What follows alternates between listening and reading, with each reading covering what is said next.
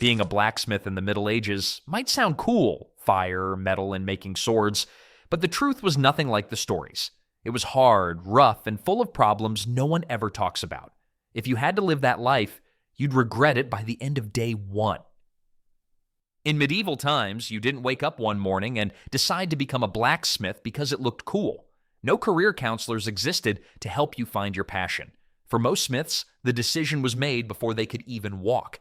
If your father hammered metal for a living, guess what? You were going to hammer metal too. Family trades passed down like unwanted heirlooms, and blacksmithing was no exception. By age 5 or 6, most future smiths were already hauling coal and pumping bellows. Your first piggyback ride wasn't on dad's shoulders. It was on an anvil. Training started brutally young. While other kids played with sticks and rocks, young smiths-to-be were learning how to not lose fingers. Your mentor was usually your father or uncle who learned the hard way and believed you should too. Mistakes weren't teaching moments. They were opportunities for shouting. Did the metal burn you? Good. Now you won't do that again. Most shocking to our modern sensibilities, medieval blacksmith training had no safety rules, breaks, or concern for child development. An 8-year-old might work 10 hours straight during busy seasons. Arms not strong enough to lift the hammer properly? Nobody cared. Keep trying until you could or until you dropped from exhaustion. Records from the 1300s show some apprentice blacksmiths started as young as 7 years old, with formal apprenticeships lasting 7 to 10 years. That means by the time you were 17, you'd already put in 10,000 hours of metal work. Your back was already starting to curve, your hands permanently calloused, and your lungs damaged from smoke. The medieval guild system eventually provided some structure, but it also locked smiths into strict hierarchies and rules. Breaking rank or trying to change careers? Good luck. The system wasn't built for social mobility, but for maintaining the status quo. So while today's teenagers stress about college majors, medieval teens were already experts in a trade they never chose, with skills they couldn't escape. Your career path was a straight line, from your cradle to your anvil to your grave. Talk about job security you never asked for.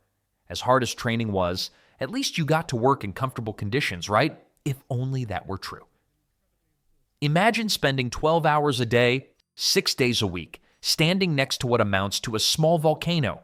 Welcome to the life of a medieval blacksmith. The forge wasn't just hot, it was hellish.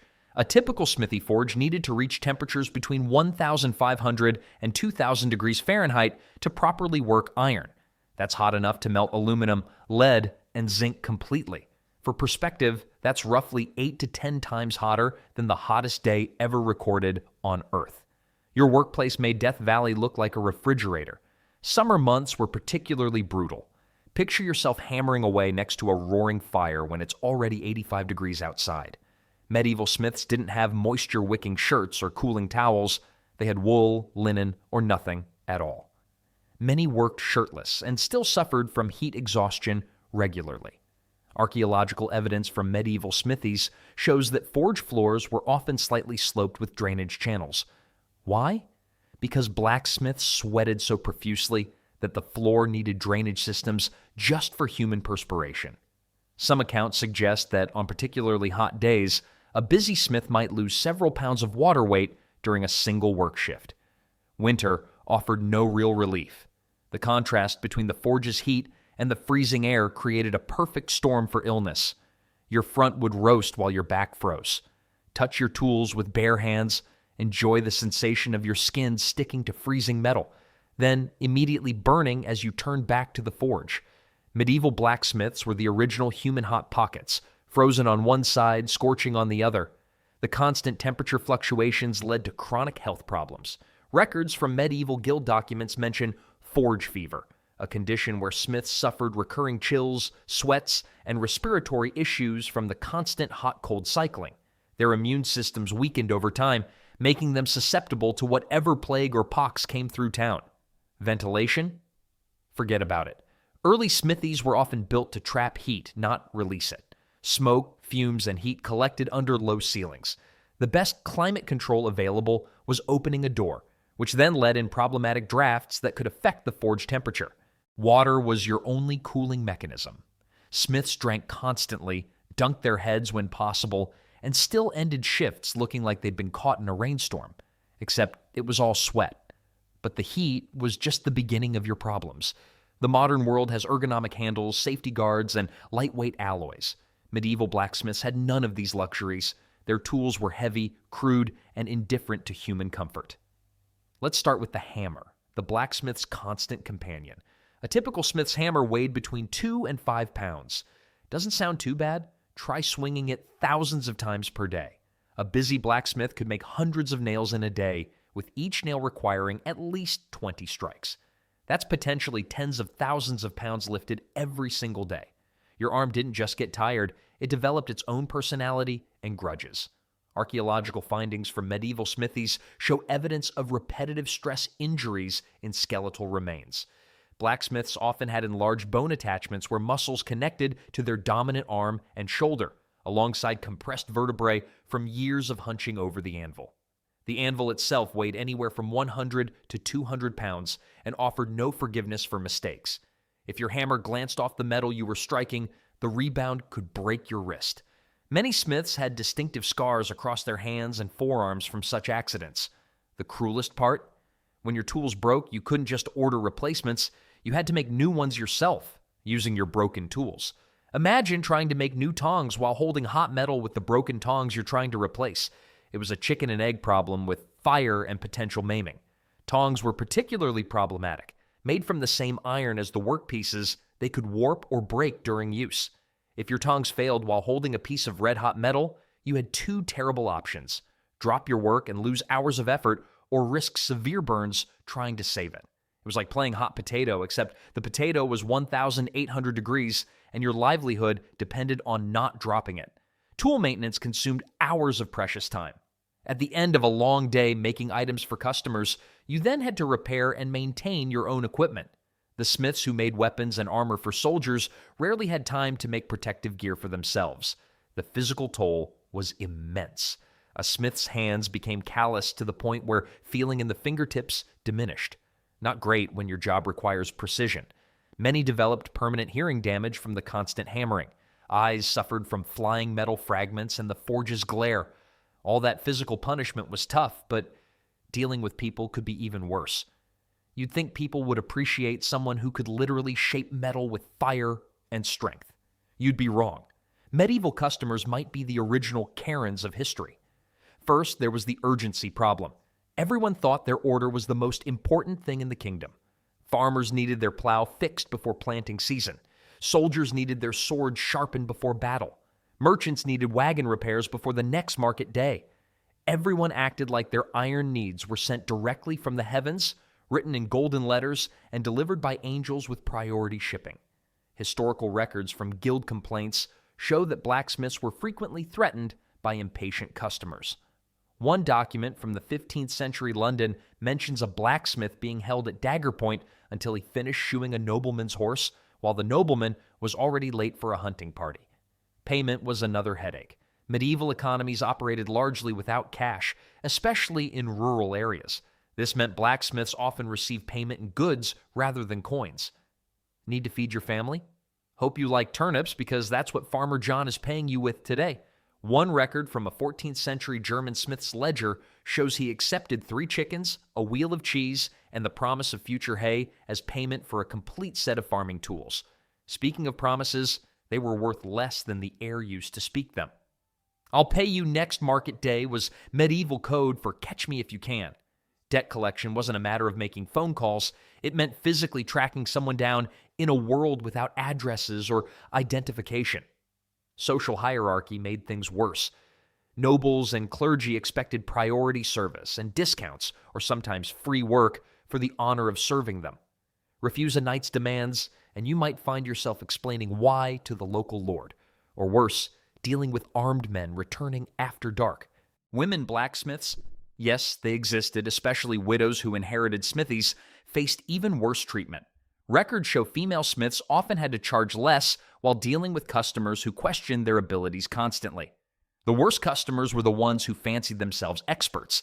They'd hang around the forge offering unwanted advice while you worked. My uncle's friend was a blacksmith in the next county, and he always hit the metal harder than that. Nothing improved ironworking like unsolicited advice from someone whose closest experience to metallurgy was burning soup. But at least all this customer harassment resulted in proper payment, right? Well, about that. Today, we take payment for granted. Do work, get money, simple. For medieval blacksmiths, compensation was a confusing, frustrating game of guess what I'll get today. Actual coins were rare in everyday medieval life, especially in rural areas.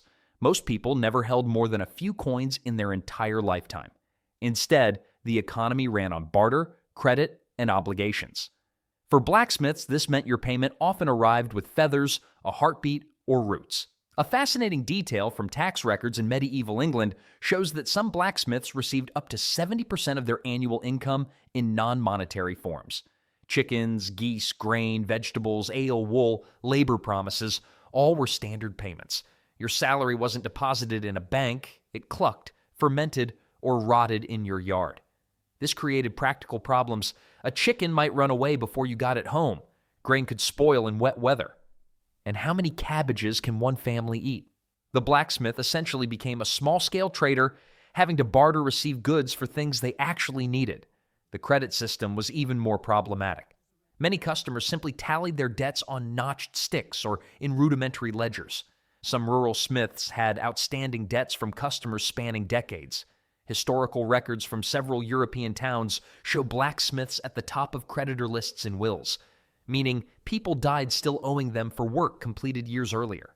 Seasonal payment created cash flow nightmares. Farmers paid after harvest, meaning smiths could go months without significant income despite working constantly. Winter was especially difficult. Everyone needed metalwork, but nobody had anything to trade until spring. Status didn't equal wealth. Despite being essential to medieval society, blacksmiths rarely became rich. Archaeological evidence shows that while urban smiths working for nobility or military could accumulate some wealth, the average rural blacksmith lived modestly. Their homes contained few luxuries beyond their tools.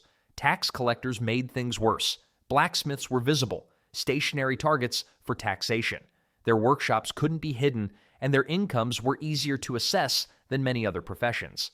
Records from several medieval European towns show blacksmiths were taxed at higher effective rates than merchants who actually earned more.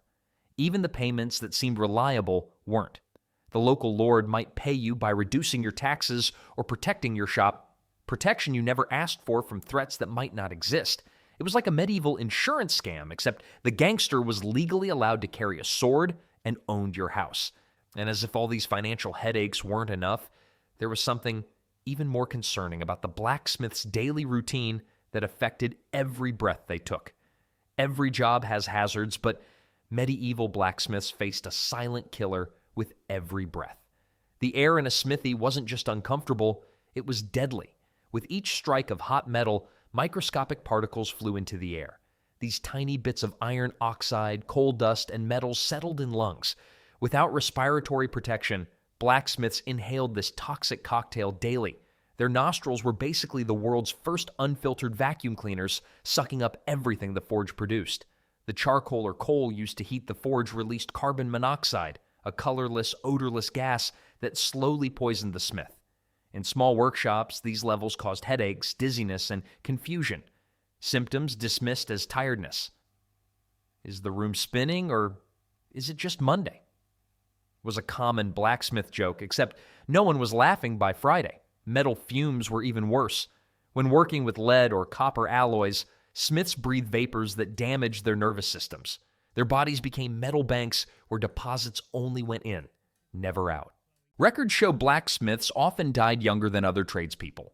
One study of burial records from a 14th century English town revealed the average age of death for blacksmiths was 47 compared to 59 for tailors and 62 for clergy. The clergy prayed for heaven while blacksmiths got early admission tickets. Most smiths knew something in their work made them sick. They could see how older masters struggled to breathe, how apprentices developed coughs that never went away. Some tied cloths around their faces, but these crude masks did little against the most dangerous particles. But breathing problems were just one of the blacksmith's daily struggles. Medieval blacksmith shops wouldn't pass a single modern safety inspection. No warning signs, no guardrails, no protective equipment, just hot metal, sharp tools, and human flesh. The only safety feature was your reflexes, and those got slower with each mug of ale after work. Burns topped the list of daily injuries. These weren't minor singes. We're talking about serious burns from metal heated to over 1,000 degrees. The typical blacksmith's arms bore a map of scars from decades of close encounters with hot iron. If modern tattoos tell life stories, medieval smiths had their autobiographies written in scar tissue. A medical text from the 1300s describes a treatment specifically for blacksmith's burns, a mixture of egg whites, honey, and herbs applied to the wound, then wrapped in clean linen. Most of the time, smiths simply kept working through the pain. Does it hurt when you do that? Yes. Then keep doing it. We need 50 more nails by sundown. Metal fragments posed another constant threat. Without eye protection, many smiths suffered vision damage or blindness from these projectiles. Their eye for detail sometimes came at the cost of the eye itself. When injuries happened, medical care was primitive at best. Serious wounds often became infected, leading to blood poisoning. Amputation was sometimes the only treatment for crushed limbs, performed without anesthesia, using the same forge to heat the blade for cauterizing. Many smiths developed their own folk remedies. Special salves for burns were closely guarded family secrets, passed down alongside forging techniques, and as if physical dangers weren't enough, blacksmiths faced another bitter reality in their profession. The gleaming suits of armor worn by medieval knights represented countless hours of a blacksmith's life. Creating protective gear for others while remaining vulnerable yourself was one of the cruelest ironies.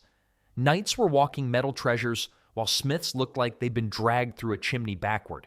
Crafting a single suit of plate armor could take 3 to 6 months of daily work. Each piece had to be precisely shaped, fitted, and articulated.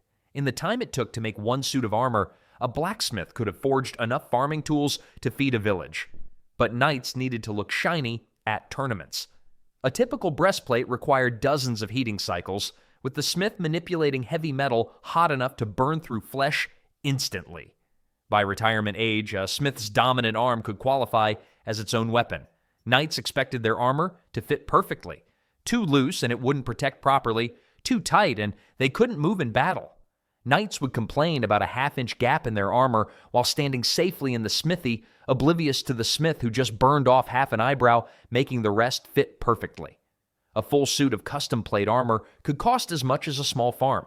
This meant the armorer was creating something that he himself could never afford to own. While the knight rode into battle protected from head to toe, the smith who made that protection wore nothing but a leather apron as metal fragments flew around his workshop. The specialized techniques required to create armor were physically devastating. Shaping breastplates involved hammering metal over a specialized stake in specific patterns hundreds of times, often in awkward positions that destroyed shoulders and back over time. The demands on a blacksmith's time made their work even more challenging. Medieval blacksmiths never truly clocked out. The smith was permanently on call for every broken gate, snapped wagon wheel, or damaged weapon in town. Their version of a weekend was getting to sleep between emergencies. Emergencies didn't wait for convenient hours. If a farmer broke a plow during planting season, the blacksmith would repair it immediately, even through the night. The entire village's food supply might depend on it. Sorry, I missed your wedding. The miller's daughter broke a nail. And then the nail she was using to fix the mill. Military demands were even more urgent.